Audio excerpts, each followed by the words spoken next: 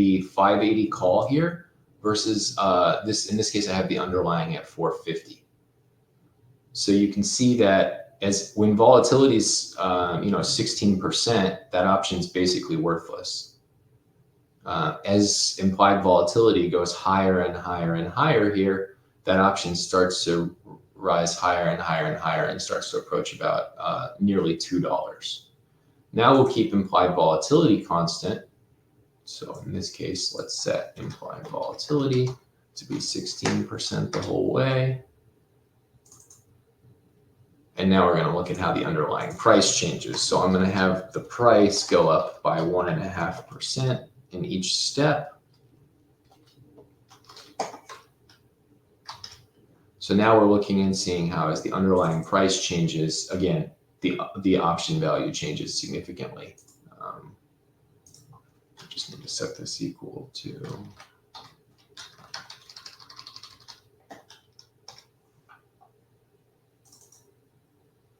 so that shows you how as the underlying price of SPX goes up, your option value changes. If anybody's seen the hockey stick before, for anybody who's familiar with the hockey stick, the hockey stick is the value of the option at expiry. And you'll notice that the gray line is the actual value when you still have time until expiry. So the hockey stick, for anyone who's not familiar, is basically saying, okay, if you take that option and expired it today, how much would you receive? If it's out of the money call option, you get 0. And if it's in the money, you'll get the difference between the current price and the strike price of your call option.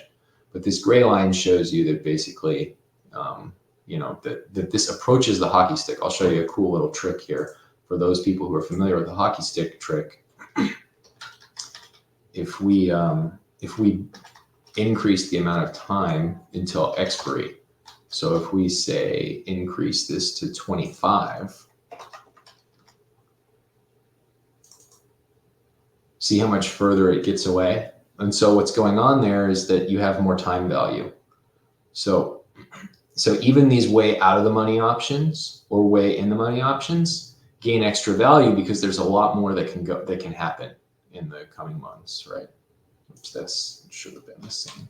I didn't quite do that right, but here we go.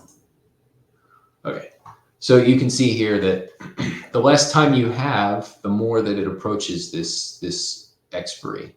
At expiry, it approaches the hockey stick. So the hockey stick is the right way to think of an option at expiry, but what Black-Scholes formula and a pricer can show us is it can show us how we approach that hockey stick.